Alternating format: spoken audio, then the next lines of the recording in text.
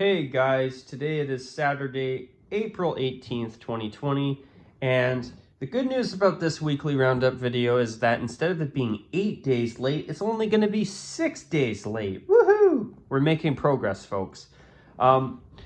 Truth is, I'm going to do my best to actually make another weekly roundup video tomorrow, and then hopefully once I do that, we can start to get back to doing weekly roundups every Sunday again and go back to regular, normal scheduled programming here on the channel.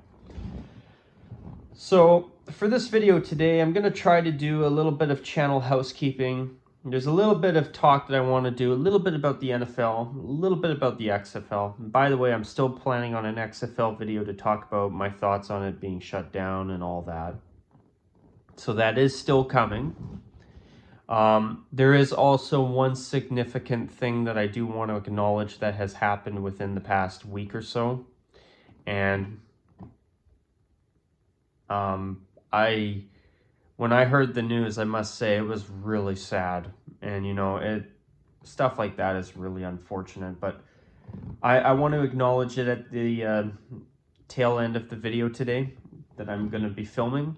So I want to talk about some channel housekeeping. I want to talk about a little bit of NFL talk, a little bit of XFL talk. And I also want to take the time to acknowledge, well, not only what I want to acknowledge, but there's also something else that I'm going to be doing in this video, and I'm going to be talking about a pair of alternate jerseys. And this is a result of a little brief conversation I had with somebody watching one of my recent videos. So to you, I hope that you are going to enjoy this when I cover it here. I thought it was worthy of throwing into this weekly roundup video because honestly, I thought it was really interesting, and it's something that I haven't really... I've talked about it in detail before, but I felt that it was worth talking about again. And there was some extra stuff that I kind of looked into now, and I have a little bit more insight because I've seen both uniforms over the years.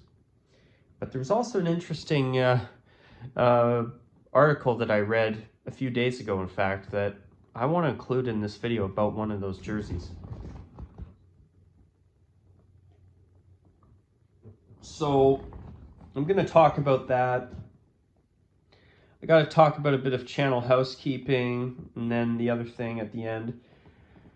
So where should I really begin? So anyways, with the weekly roundups being super late, the thing is that, well, I've had some stuff come up outside of the channel on my off times during the week. So past couple of weeks on my off days, there's been some stuff I've had to do. And unfortunately, it's become a royal pain in the ass. The good news is that I've got it taken care of now. And by the way, I don't want anybody thinking it's anything major or anything. It was very minor, but still, it was something that I had to take care of, and I wasn't particularly happy about it. So now that that's taken care of, hopefully we can return to weekly roundups at their normal scheduled day, Sundays. So I'm going to do my best to get back to normal programming there. Another thing I want to discuss, I am planning on doing an XFL video, but my thoughts on it all being probably shut down like it did in 2000, or I think it was 2004 when they tried the XFL, or 2001. I can't remember what year exactly. Also, I will briefly discuss the NFL a little bit in this video, a little bit. And yeah, there is a fair bit of stuff I want to discuss here. So I'm going to get into it. So where's the first place I should start? So I want to talk about, okay, so the weekly roundups, I'm planning on doing one tomorrow so that we can go back to having one every Sunday, so that I can at least have my first weekly roundup done on time in a while, which would be nice. Also, I want to make an announcement that I decided to end what is known so far in terms of NHL uniforms for the 2020-21 season, which hopefully will start on time. I've decided to end that after 3 videos instead of doing more to cover the 4th jersey program, and here's why. I think it would be better if I just took the time to do one, maybe even a second video about the 4th jersey program in the NHL and cover it in more detail for anybody who's interested. There's a lot to talk about, and you know, I'd rather do another video or two to make sure that I go over everything and take the time to fully cover it. So I want to cover it to the best of my ability and maybe offer more than just some predictions and guesses, some actual interesting information if I can, but no guarantees there. But yeah, you know, I thought that it'd be better not to drag that series on anymore, and it'd be better to take more time to separate the 4th jersey program and cover it in a bit more detail. Now, I already covered it in a fair bit of detail in the 3-part video series, but I think it'd be better if I did a little bit more to cover it just a bit more. I think that would be the best way to do it. At least that's my opinion, of course. So, okay, so I've discussed that. Another channel housekeeping thing. In terms of the length of those videos, all 3 of those videos in that What Is Known So Far series about new uniforms for the 2020-21 NHL season, if you put all 3 of those videos together, they are altogether the same length as your average movie. 2 hours, basically. Now, for anybody who was a little bit taken back at how long those videos were, I apologize for the length. And I understand that a lot of people, and it would not surprise me if a lot of people do not want to sit down and watch a video for that long. And I can appreciate that. And I totally respect you guys if you feel that way, just so you know. It does not offend me because I understand. However, okay, I'm going to be dead honest with you guys. I was in a bit of a dilemma with that series. I was honestly thinking to myself, what the hell should I do? There is so much to cover. And I would, honestly, guys, I'd rather do 3 long-ass videos where they're all super, super long and very few people watch them than do 1 or 2 super short, quick, to-the-point videos that have no substance and are half-assed. You know, the reason I do my videos the way I do them is because I care about what I talk about, but I also care about you guys watching them. I want them to be videos that someone can watch and go, wow, I got something out of that, rather than watching it and it's like, oh, okay. Instead of them going, oh, okay, that's interesting, okay, and then next video, they can watch a video for a while and go, wow, I did not know that. Oh, hey, there's an interesting point. Yeah, that makes sense. Or, hey, I didn't really think about that before. You know, I want them to be videos that are worth your time if you watch them. I care about what I do. I know you guys who make videos out there, who watch my videos, I know you care about what you do too. But for me, I care personally, I care about the quality of the videos rather than the quantity.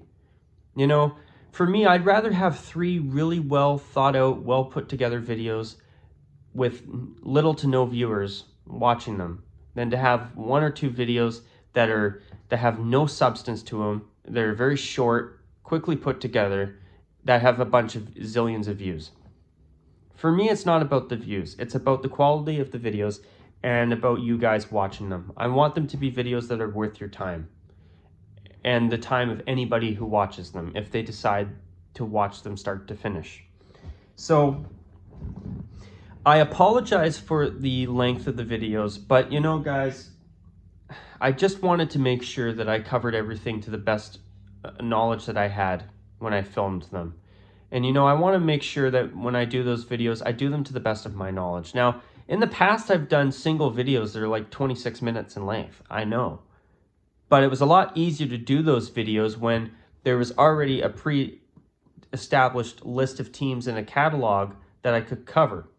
Not only that, but with those older videos, there was not some new 4th jersey program that's being established in the NHL, which Aesthetics has confirmed. So for me to make shorter videos, that also threw a bit of a wrench into what I could talk about too. But not only that, the Adidas NHL catalogs have now supposedly gone digital. And thanks to Aesthetics, we now know this. So now that they've gone digital, that also will very likely restrict the amount of people that see the information in terms of new uniforms that are supposed to be coming out the following seasons from now on. The NHL is now going to go the direction that we see with Nike in the NFL and the NBA, where it's going to be a lot harder for news to get out. Will it still get out? Thankfully, I think it will. But it will not get out the same that it did before. So I am hoping that we will still continue to be able to get news like we did before. It's going to be harder, but you know, I still believe that Aesthetics, sportslogos.net, and UniWatch will still be able to get information from sources somewhere and someplace in each organization at least. You know, they're not going to get it the same way they did before. And with Aesthetics, he's always been one of the absolute best sources, if not the best source for hockey jersey news in the NHL for the past dozen plus years. But now, even for him, now that the catalogs have gone digital, you know, instead of being able to get, you know, a few different emails from some people who work in retail stores, and I'm just making that up as an example. I don't really know where these people get this information, but it's like, I'm just going to make this up as an example. You know, where before maybe retail employees could all look at a catalog and managers and stores can look at a catalog. Now that it's gone digital, probably now they've restricted it to say, okay, let me make up this scenario. So say there's 12 sports jersey apparel stores that belong to some random chain in Edmonton, for example. Where before, when the catalogs were made by Reebok and early on in the Adidas era where they were paper catalogs, the managers in each store could look at them, and their employees could look at them too. The managers could say, hey, you want to see something cool? Hey, check this out. Edmonton's getting a new third jersey. And be like, oh, cool, that's awesome. No. Now that it's gone digital, it's probably now a case where, say, now only the regional manager gets access, and he's the boss of the 12 managers in stores, in my example. So now the regional managers, superiors say, hey, you can go on to this catalog, go on with this access code, check out the catalog for yourself, and you start getting pre-orders made for the 12 stores. So now, what my point is that now the amount of information is a lot more restricted now. So it's going to be harder for information to get out. So if you're on this side of Adidas or Nike or whoever else, like Under Armour as an example, you want information to be more restricted. You do not want jerseys getting leaked.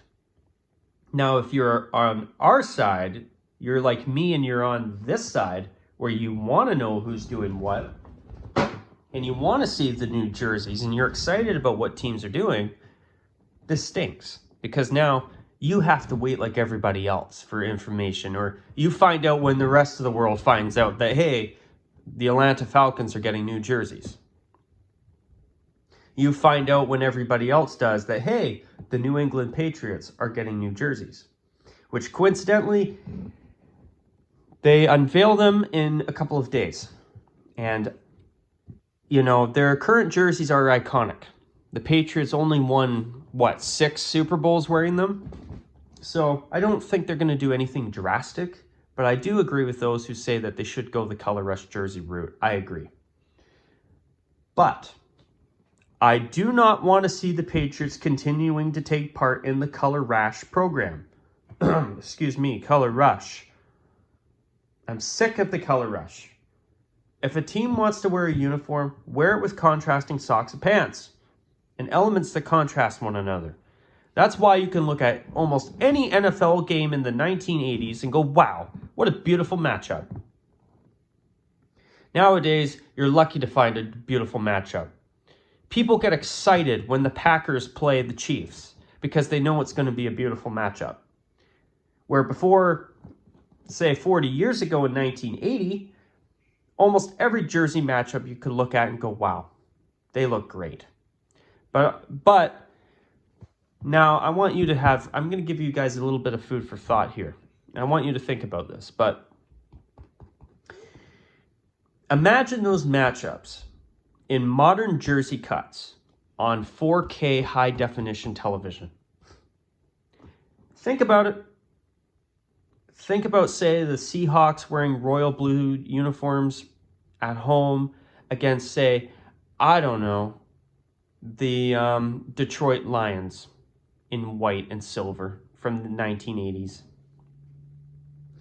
You know, the Barry Sanders era uniforms of the Lions, just as an example. Would that not look beautiful on high definition? See, this is why I keep saying this. But dear NFL, you guys need to get rid of the Color Ash program, and you need to bring out Throwback Thursdays. In fact, I hear the one helmet rule could be changed for 2021, which I think is amazing. That would be super cool. The Seattle Seahawks need to do a royal blue throwback. The Buccaneers need to bring back the creamsicles. In fact, I actually want the Bucs to bring back the original white uniform with creamsicle orange numbers, not red, orange. Beautiful. Another team that I want to see do a throwback is the... I'm just trying to think off the top of my head here. Jesus, I just forgot. I actually really would love to see... I'd love to see the Atlanta Falcons bring back the red throwback helmet to wear with their 60s throwbacks, which they've still kept even though they've ruined their home away jerseys, and they brought in some new hideous third jersey that looks like it was loosely inspired by the Vancouver Canucks' very first alternate uniform that was unveiled in the mid-1990s. So there's that.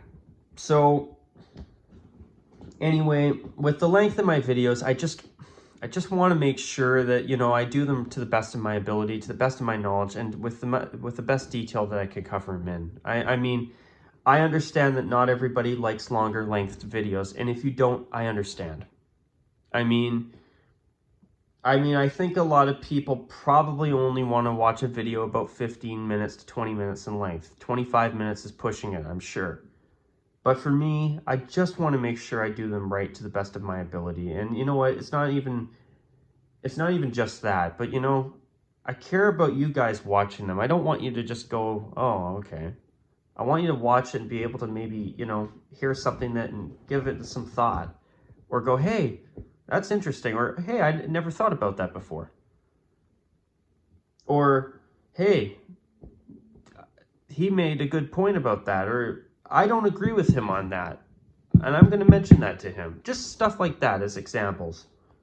You know, I care about the videos I make. I'm more concerned about the quality rather than the quantity.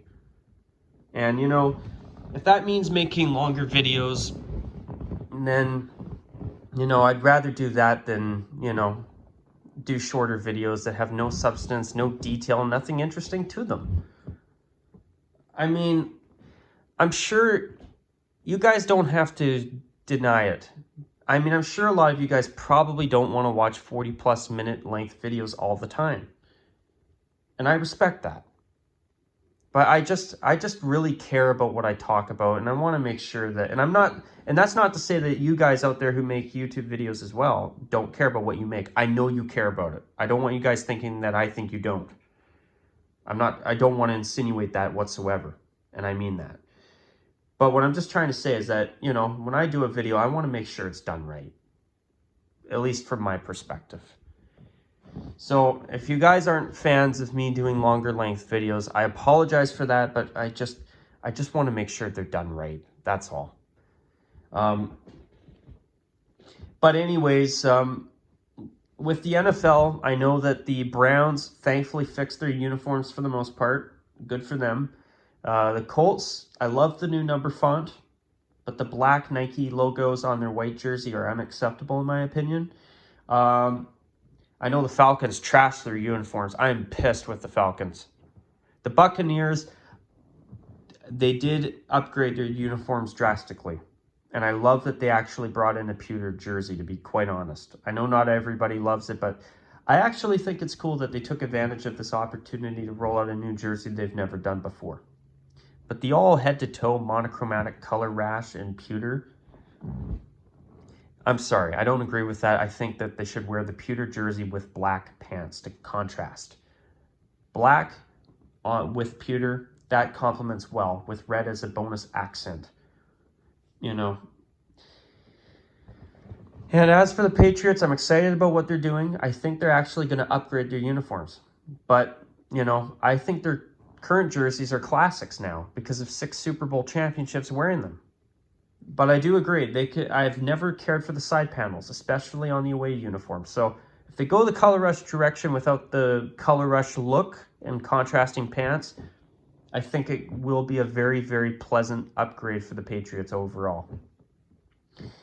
And speaking of throwbacks, I'd love to see the Patriots bring out a red Boston Patriots throwback again. And bring back the one they used to wear. I mean, that would be super nice.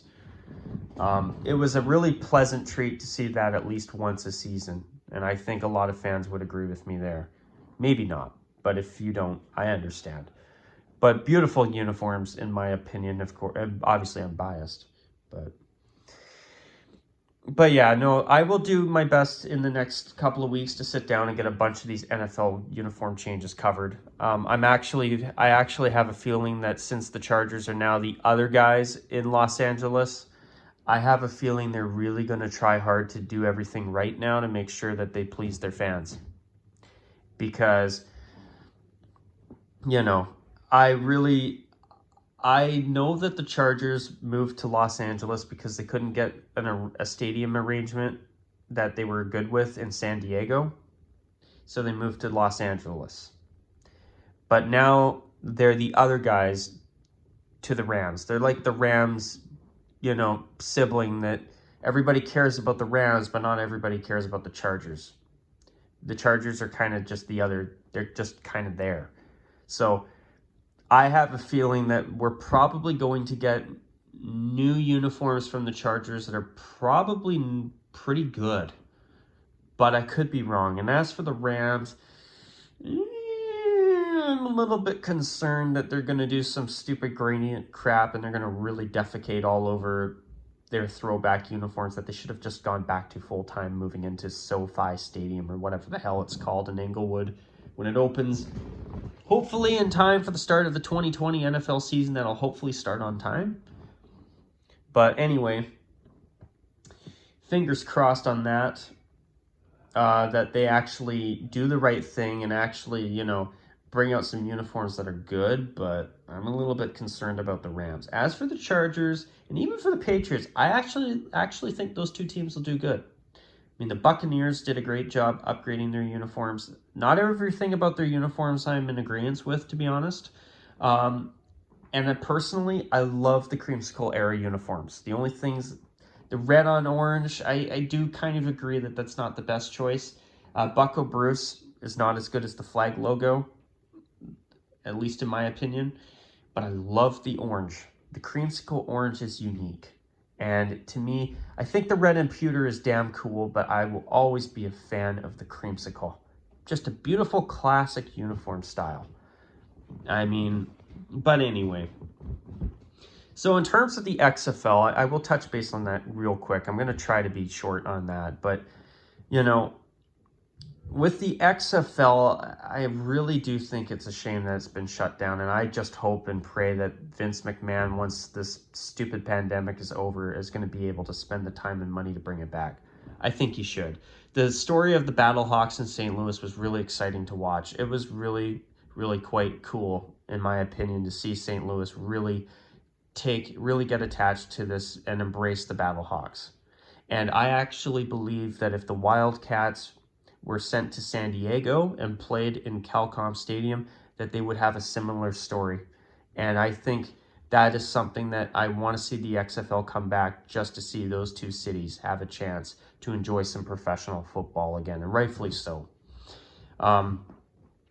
I do feel that St. Louis and San Diego got the short end of the stick from the NFL, in my opinion. And I think that if the XFL could come in and give those two cities some professional football again, like they did with St. Louis and the Battlehawks, I really do think that would be great to see again. And I think they need to come back. So I've quickly covered the NFL stuff a little bit. I've covered the XFL. Good. I've also noticed a little bit of something with the Calgary Stampeders. Looked like they've brought out a new number font, and I think they will eventually unveil new home and away uniforms in the coming month or so. So hopefully the CFL has a season this year. I wouldn't even mind it if the CFL had a 9-team round robin type thing where everybody plays each other once and then break it off based on division where, you win your division with the best record and whatever. And then do that format to get to the Grey Cup and play the Grey Cup. I think a format like that would work. You get to play everybody once. I think that would be terrific. And if they have a situation where some teams have less home games than others, give the Grey Cup champions, the Winnipeg Blue Bombers, those extra home games, the extra home game or two. If in terms of fairness, I think that's the best way. And give the team with, say, the worst record the least amount of home games. I mean, is it fair? No, everybody should have equal amount of games, home and away, but if you have to condense a season down, at least it gets a season in, eh? So I'd rather that than no season at all. So the next thing I want to get into now is, oops. Here, let me just put this down. Okay. Sorry, I'm just waiting for this little pop-up thing on my phone screen to come off. If it doesn't, it doesn't. So I want to acknowledge a viewer of mine, Boston Warrior 48. I want to talk about what you mentioned in the comments section on my part 3 video for what is known so far for new uniforms in the NHL for the 2020-21 season. And to you, Boston Warrior, I actually thought this was really cool to discuss because you know what? I haven't really gone into a lot of detail on it at least in a long time. So what you said is that the third jersey that the Islanders had when they were in Brooklyn, I call it the Brooklyn jersey because they brought it out specifically for the purpose of embracing the new Brooklyn fan base and the fact that the idea at the time was that they would stay long-term in the Barclays Center in Brooklyn, New York. However, that arena was built with basketball in mind only and not with hockey in mind. If it was built for both, it would be a great new venue for the Islanders. But unfortunately, they only built it with basketball in mind. The sight lines for hockey are supposedly horrible, and the scoreboard is off-center and it's over a blue line rather than over center ice like any other NHL arena would be, which I think is not good if you're an NHL team trying to play in the new arena. So the good news is the Islanders do have a new arena that's in the works. And I think it's in Nassau County again, and so it should be. But anyway, I totally agree with you, Boston Warrior 48. I did not care for the Brooklyn jersey. It didn't feature orange or blue, and that to me was unacceptable. Now, I agree with anybody who says the Brooklyn uniform was better than the other one as a jersey design. But in terms of an Islanders uniform, I would tell you that the gray, heavy, black third jersey they had before with the word mark is the better of the two third jerseys for the Islanders. Now, my reasoning for that is because it actually respects the Islanders' color scheme. It looks like a proper Islanders uniform. At least it has, because it has their colors. Now, I'm not saying it's a proper Islanders uniform. I didn't mean to say it like that. But at least it respects the Islanders. At least it has the color scheme of the Islanders on it, blue and orange. The other one did not. And that to me was ridiculous. And you did say that it's going to be interesting what some teams are going to come up with, like for Minnesota. For Minnesota, the red jersey they had as their very first alternate uniform, in my opinion, was actually... it was actually not a bad uniform, but in my personal opinion, I actually feel that it would be nice to see the Wild do something different. I hope that they actually break the mold and bring out a North Stars throwback for the outdoor game next season. And honestly, I'd like to see them go the direction of the Green Bay Packers and go with dark green and gold. I think that would be a terrific color scheme that looks better than the dark green, red, beige, white, and gold. And it would also be a chance for the Wild to have a pair of nice, consistent uniforms. And it would also be a wonderful homage to the North Stars as well, without being the North Stars. I agree with you, too, that I'd love to see them have a bear logo on the actual jersey for the Bruins. I do hope that they will bring back the 2016 Winter Classic sweater at some point, but at this point in time, I really do enjoy that they're doing more to pay homage to the era of the Bruins history where they just wore the capital B as their logo. And I'm hoping they bring back their 2019 Winter Classic sweater as a fourth jersey next season. I think it's too good for them not to bring back. Now, for Detroit, seeing their 2014 Winter Classic jersey back, make a comeback, I don't disagree that it was a decent outdoor uniform for the Winter Classic, but in terms of a third jersey, I actually would rather the Red Wings just stick with their home and away jerseys only. Now, as I say that, though, I do hear they are planning on some type of white 50s throwback next season, which I think is the best decision for them to do. But I will say this, though, with the Red Wings, the 2014 Winter Classic was a decent uniform. If they ever brought it back as a third jersey, I would be okay with it. But I'm going to be honest, I never cared for the beige on the bright red. I actually almost feel that Detroit would have been better off either A, using white instead, or B, believe it or not, going more with a darker red, kind of along the lines of what the Coyotes have. I think a darker red or even a burgundy with beige looks way nicer than bright red and beige. But I do agree it was a decent uniform, minus the word mark on the front. I didn't care for that. But if they took the word mark off and had a normal sized crest, I actually do agree. It would be cool if they brought that back.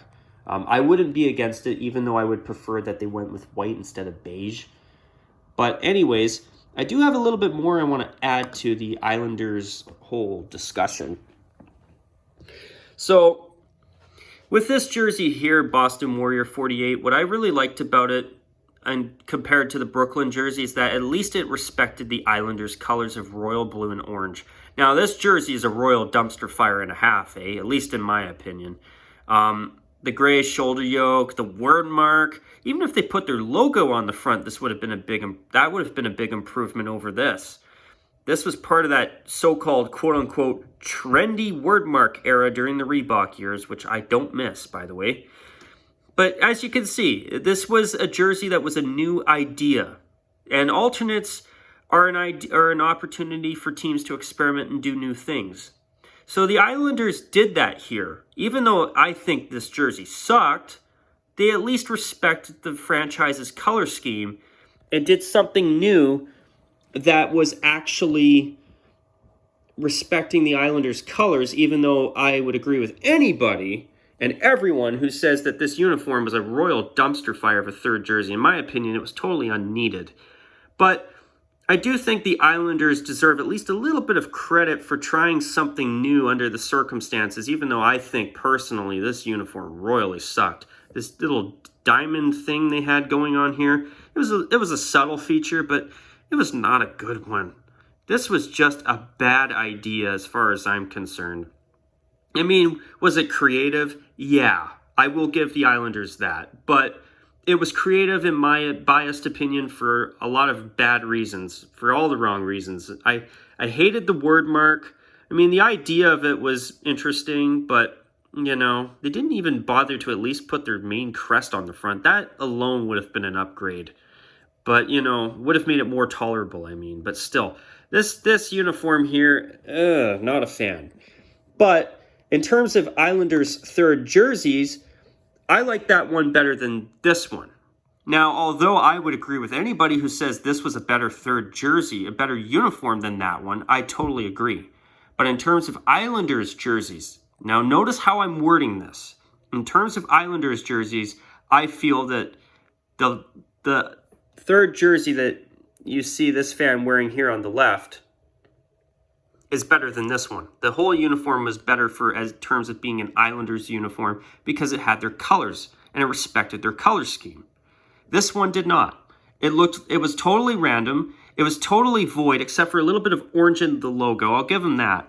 But besides that, there wasn't even a single speck of royal blue on the jersey. The only royal blue was on the inside of the collar, and as far as I'm concerned, that is unacceptable.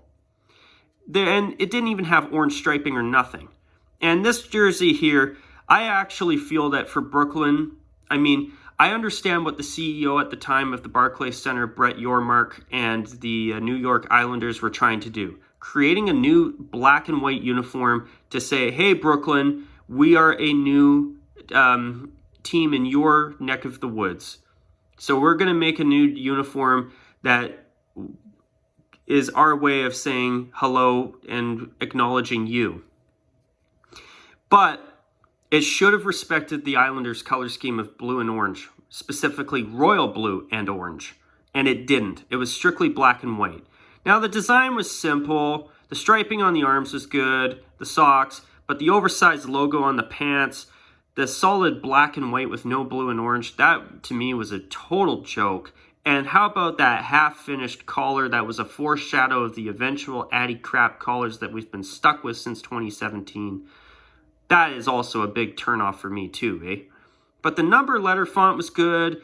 The uniform style was simple. But was it a bad uniform? In my opinion, no. In terms of its design, it wasn't bad. But what made it bad was the total lack of royal blue and orange and disrespecting the Islanders' color scheme. That to me was not right.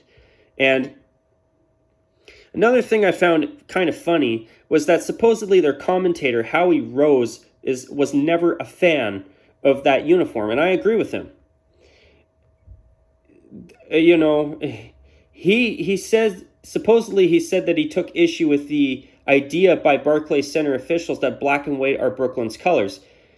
And he said, supposedly in quotes, "What a surprise, a black for black's sake jersey," which that's pretty funny that he said that on national television. I tip my hat to him, by the way. He said it sarcastically, I guess. And it was great, and I think it's great that he actually had the balls to say that. And he said that Brooklyn's colors are officially navy and gold, not black and white. And he said that supposedly he said it would have looked great if the Islanders did an alternate that was navy and gold to actually be Brooklyn's true colors. That really surprised me. And you know what? I don't know about the gold part, but navy blue with orange, I think a lot of people would have thought that was okay. And, you know, he said that, quote, he takes it personally when they're so gratuitously removed from anything related to the official colors of the team. I totally agree. Getting rid of the royal and orange, the Islanders' colors, at least that other ugly thing with the word mark on the front, at least it respected their colors, even though that uniform sucked. You know. But he did say one other thing that I thought was rather interesting. And he said that, quote, here, I'm just going to go over here. He said that, quote, "I think they should have just rebranded as the Brooklyn Islanders." Now that, Howie Rose, I disagree with you on. They are the New York Islanders. They had one of the greatest dynasties in hockey history in the 1980s as the Islanders, the New York Islanders, not the Brooklyn Islanders. No, I totally disagree. They should always be the New York Islanders as long as they're playing somewhere in New York. And thankfully, they're going to be moving out of Brooklyn soon, which I think is terrific. Now, on a final note, and on a sad note, I've got a special Edmonton Oilers backdrop here today, and I'm going to just see if I can't fix the quality of the picture here, which I've been able to do now. So I've got an orange Oilers jersey and a navy blue one. And this is a special tribute that I'm doing to Colby Cave, who sadly passed away far too soon. I believe he died from a brain aneurysm, and I want to extend my deepest condolences to Colby Cave's family, friends, and to the Oilers. Very sad news. I've got the orange jersey because he played for the Oilers since they've been in orange and navy blue. And I want to give a quick mini shout out to King Angus because he had I believe a thumbnail, or maybe actually I think it was his profile picture on Discord, where he had a picture of Colby Cave wearing the Oilers' new third jersey, the navy blue one. So I don't have that jersey, so I thought I'd pull out my navy blue Oilers jersey instead. So I wanted to acknowledge that, and I also wanted to acknowledge the recent passing of Tarvaris Jackson, who was a former NFL quarterback, and I believe he was also the backup quarterback to Russell Wilson when the Seattle Seahawks won the Super Bowl in 2014. And, you know, there are two relatively, especially Colby Cave, but even Jackson was a really young guy too. I don't even think he was 40 years old, or I can't remember how old he was when he sadly died recently, but those are two young men, as far as I'm concerned, that died far too soon. And in fact, I'll even quickly throw in a little bit of a Seahawks shot here, just as a quick acknowledgement there. But also, I want to take a time to extend my deepest sympathies to all of you out there dealing with COVID-19, whether you are a first responder or someone who's come down with it, or you know someone who's come down with it. I want to take a moment to thank all of you first responders out there and essential service workers. Without you, we would be in even more dire straits than we are right now. So to all of you out there, thank you for going to work. Thank you for everything that you've done. And my deepest sympathies to those who have died as a result of COVID-19, and to your families and to your friends. And, you know, I just hope that this pandemic will end soon. But, you know, I just felt that, you know what, it was not only important to acknowledge Colby Cave and Tarvaris Jackson. I hope I'm pronouncing his name right. I'm very sorry if I'm not. But I also wanted to make sure that I acknowledged all of you first responders and essential service workers out there that are keeping our society going and helping save lives more than ever. And, you know, I must say this is a very tough time for everybody, and I want to make sure that I at least take the time on my little YouTube channel here to acknowledge all of you and to thank you for your hard work. Thank you for coming into work. Thank you for continuing to go to work and put up with the public. Thank you for putting yourselves potentially in harm's way to help other people. And you know what? Our world is a far better place because of you guys and everything that you've done and everything you will continue to do. And hopefully we will all be able to look back and know that this pandemic is over. Hopefully we will soon be able to look back and go, wow, is it ever nice that we can go back to our normal society again? So anyways, you guys, if you have stuck around for this long as hell video, like my 3-part video series on what is known so far in terms of new NHL uniforms for next year, if you've stuck around for this one as well, thank you. I hope it's been worth your time. And guys, I'm going to wrap this video up finally before it's longer than my last part 3 video in my last video series. So I thought that I would do all this today, and I'm looking forward to getting into doing the roundup videos on time again, hopefully as soon as tomorrow. All right, guys, take care, and as usual, bye for now. And to you first responders out there and essential service workers, thank you for absolutely everything that you've done. I mean that. We need you more than ever right now. And for all of your hard work, I want you to know that it's not forgotten. Thank you. Take care, guys, and as always, bye for now.